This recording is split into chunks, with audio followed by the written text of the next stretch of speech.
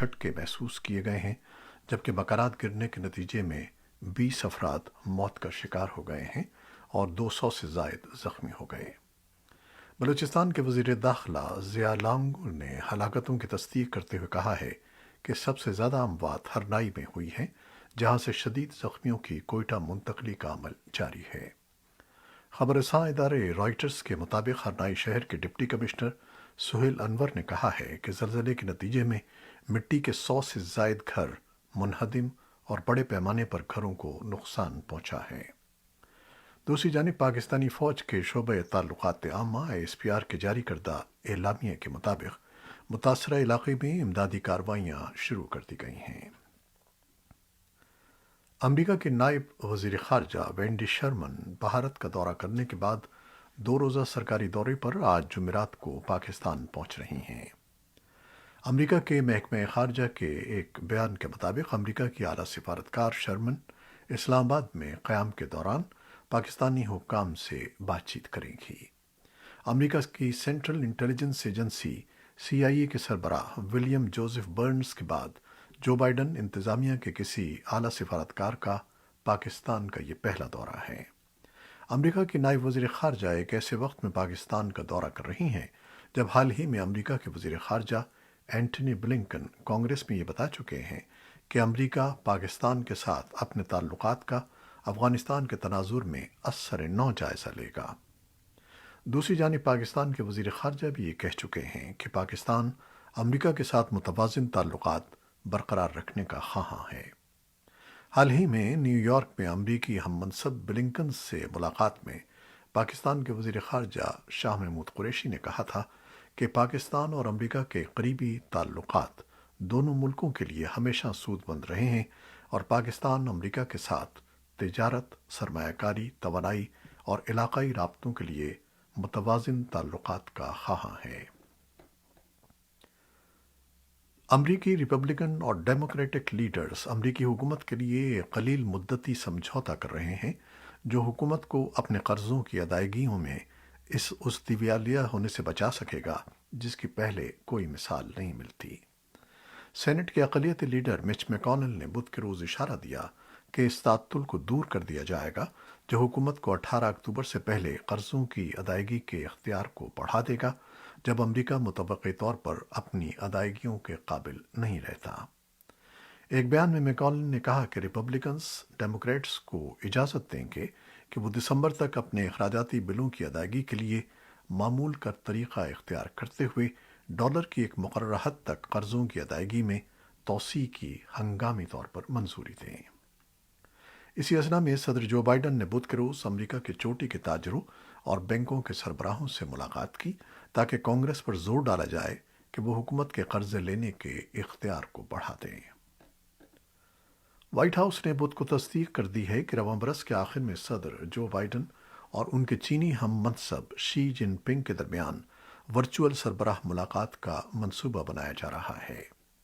یہ اعلان سوئٹزرلینڈ میں امریکہ کی قومی سلامتی کے مشیر جیک سلیون اور ان کے چینی ہم منصب یانگ جی کے درمیان ملاقات کے بعد سامنے آیا ہے۔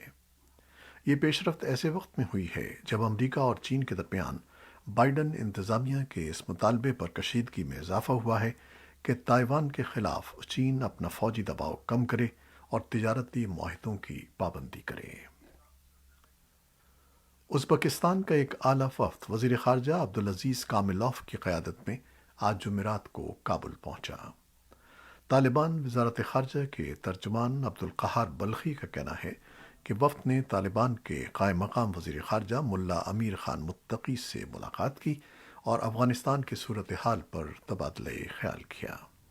اگست میں طالبان کے قبضے کے بعد کابل کا دورہ کرنے والا یہ پہلا اعلیٰ سطحی ازبکستانی وفد ہے۔ اقوام متحدہ کی پناہ گزین ایجنسی UNHCR اپنے شراکت داروں کے ساتھ مل کر کابل سے 670 بے گھر ہونے والے افغان خاندانوں کو ان کے آبائی مقامات پر رضاکارانہ واپسی کی سہولت فراہم کر رہی ہے۔ 3.5 ملین سے زائد افغان اپنے ملک میں تنازعات کی وجہ سے بے گھر ہو گئے ہیں، جن میں اس سال تقریباً 7 لاکھ افراد شامل ہیں۔ صحافیوں کے تحفظ کی تنظیم NUJ اور IFJ نے برطانیہ کی حکومت پر زور دیا ہے کہ وہ افغانستان میں خطرے میں گھرے ہوئے BBC کے سابق صحافیوں کے محفوظ انخلاء کو یقینی بنائے۔ کابل پر طالبان کے قبضے کے 7 ہفتے گزر جانے کے باوجود، جس دوران شہر سے مغربی فوجوں کا انخلاء بھی ہوا، برطانیہ سے قریبی تعلق رکھنے والے بیشتر صحافی جنہیں اپنی جان کا خطرہ ہے، چھپے ہوئے ہیں اور ان کے نکلنے کا کوئی راستہ نہیں ہے۔ ان میں سے اکثر نے BBC کے ساتھ کام کیا ہے۔ ایسی اطلاعات ہیں کہ طالبان کمانڈرز BBC کے صحافیوں کو افغانستان کا دشمن قرار دیتے ہوئے انہیں سزا دینا چاہتے ہیں اور انہیں ہدف بنا کر حملہ کرنا چاہتے ہیں۔ صحافتی تنظیموں کا کہنا ہے کہ برطانوی حکومت اور خاص طور پر BBC کا فرض ہے کہ وہ ان کی بحالی کا عمل تیز کرے اور انہیں بحفاظت برطانیہ واپس پہنچائے۔ کابل کے پاسپورٹ آفس میں بدھ کے روز سینکڑوں لوگ اس خبر کے ایک روز بعد اکٹھے ہو گئے کہ دفتر اس ہفتے دستاویزات جاری کرنے کے لیے دوبارہ کھل رہا ہے۔ پاسپورٹ آفس کا کام اگست میں کابل پر طالبان کے قبضے اور سابقہ حکومت کے خاتمے کے بعد سے معطل تھا۔ اس بندش کی وجہ سے افغانستان سے نکلنے کے خواہش مند بہت سے افراد پھنس کر رہ گئے ہیں۔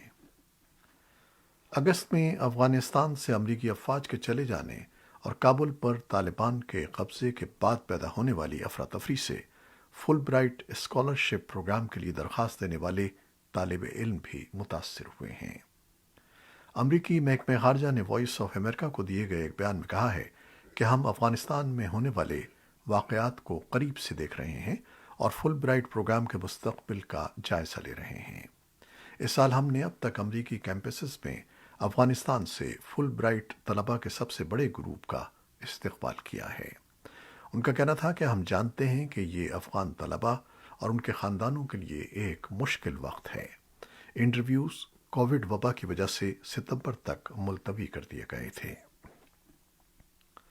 پاکستان کے صدر ڈاکٹر عارف علوی نے قومی احتساب کا دوسرا ترمیمی آرڈیننس 2021 جاری کر دیا ہے، جس کے مطابق صدر مملکت چیئرمین نیب کا تقرر وزیر اعظم اور اپوزیشن لیڈر کی مشاورت سے کریں گے۔ تاہم اتفاق رائے نہ ہونے کی صورت میں صدر مملکت چیئرمین نیب کا معاملہ پارلیمانی کمیٹی کو بھجوائیں گے۔ آرڈیننس میں کہا گیا ہے کہ نئے چیئرمین کے تقرر تک موجودہ چیئرمین نیب کام جاری رکھیں گے۔ نئے آرڈیننس کے تحت chairman NAB justice retired Javed Iqbal کو نئے چیئرمین نیب کی تعیناتی تک توسیع دے دی گئی ہے، جبکہ نئے چیئرمین نیب کے لیے پرانے چیئرمین بھی امیدوار ہو سکتے ہیں۔ پاکستان کے وزیر منصوبہ بندی اسد عمر نے کہا ہے کہ پاکستان اور چین کے درمیان جاری منصوبے سی پیک پر دنیا کی نظر رہتی ہے اور دنیا کی بہت سی طاقتیں اسے کامیاب ہوتا نہیں دیکھنا چاہتیں۔ امریکہ کی ایک رپورٹ میں سی پیک کے حوالے سے غلط خبر پھیلاتے ہوئے کہا گیا کہ اس منصوبے کے حوالے سے معلومات خفیہ رکھی گئی ہیں، حالانکہ ایسا ہرگز نہیں ہے۔ ان کا کہنا تھا کہ سی پیک کے حوالے سے سب معلومات پارلیمنٹ کے فورم پر دی جا چکی ہیں، جبکہ پارلیمانی اوورسائٹ بھی موجود ہے۔ اس کے علاوہ بجلی بنانے سے متعلق منصوبوں کی تمام معلومات national electric power regulatory authority NEPRA کی ویب سائٹ پر موجود ہیں۔ تجزیہ کار فروخ سلیم کا کہنا ہے کہ سی پیک کے 17 بڑے پروجیکٹ تھے، جن میں سے 9 پروجیکٹ مکمل ہو چکے ہیں۔ ان کا کہنا تھا کہ چین کے ساتھ سی پیک منصوبوں میں قرض کی شرح سود کے ساتھ 7% انشورنس بھی ادا کرنا پڑتی ہے۔ توانائی کے منصوبوں میں 85% استعمال کی گئی شرط عائد کی گئی ہے، جس کی وجہ سے ٹیرف میں اضافہ ہو رہا ہے۔ گزشتہ چند ماہ میں امریکی ڈالر کے مقابلے میں پاکستانی روپے کی قیمت 10% سے زائد گرنے کے بعد پاکستان کے مرکزی بینک نے بعض نئی پابندیاں عائد کی ہیں۔ نئی پابندیوں کے تحت پاکستان سے افغانستان جانے والے شہریوں کو اپنے ساتھ 1000 امریکی ڈالر سے زیادہ رقم ساتھ لے جانے کی اجازت نہیں ہوگی۔ اسی طرح 500 یا اس سے زائد ڈالرز حاصل کرنے والے یا بیرون ملک بھیجنے والوں کو بائیو میٹرک تصدیق کرانا ضروری ہوگا۔ معاشی امور کے ماہرین کی اکثریت ان اقدامات کو بہتر قرار دے رہی ہے، تاہم ان کا کہنا ہے کہ اس عمل میں بہت زیادہ تاخیر کی گئی، جس کی وجہ سے ملک کے کرنٹ اکاؤنٹ پر بے تحاشا دباؤ بڑھ گیا۔ بھارت کے زیر انتظام کشمیر میں ٹارگٹ کلنگ کے تازہ واقعے میں نامعلوم مسلح افراد نے جمعرات کی صبح دارالحکومت سری نگر کے ایک سرکاری اسکول کی پرنسپل ستیندر کور اور ایک استاد دیپک چند کو نزدیک سے گولیاں مار کر ہلاک کر دیا۔ یہ گزشتہ 6 دن کے دوران شورش زدہ مسلم اکثریتی وادی کشمیر میں پیش آنے والا ٹارگٹ کلنگ کا چھٹا واقعہ ہے۔ جن 7 افراد کو ٹارگٹ کلنگ کا شکار بنایا گیا ہے ان میں سے 3 ہندو تھے اور 1 سکھ، جبکہ 4 دوسرے مقامی مسلمان شہری تھے۔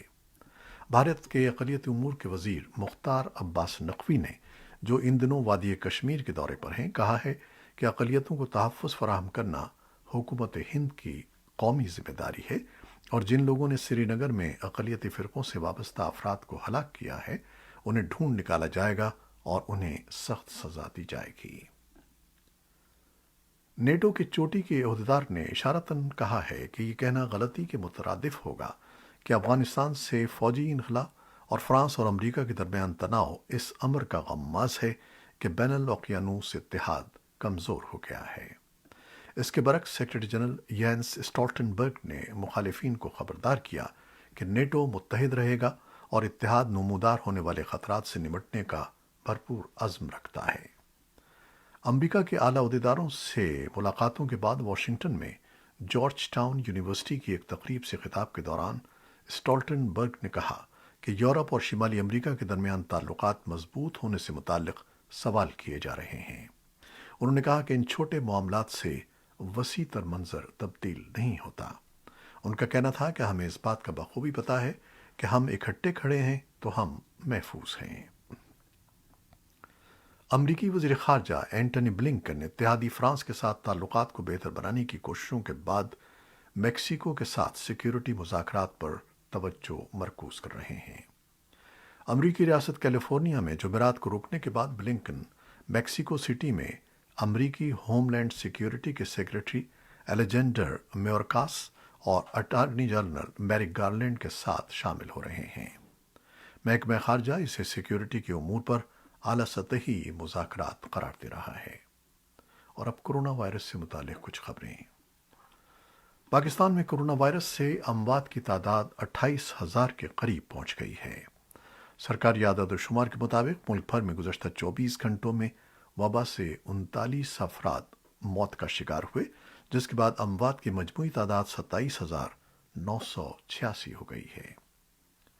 یورپی ممالک ڈنمارک اور سویڈن نے کم عمر افراد کو ماڈرنا ویکسین دینا بند کر دی ہے۔ دونوں ممالک کی جانب سے ویکسین کی خوراکیں کم عمر افراد کو نہ دینے کی وجہ دل میں تکلیف کی شکایت بیان کی گئی ہے۔ دوسری جانب ڈنمارک کا کہنا ہے کہ وہ پہلے ہی 12 سے 17 سال کی عمر کے افراد کے لیے فائزر ویکسین کی خوراکیں تجویز کر چکا ہے۔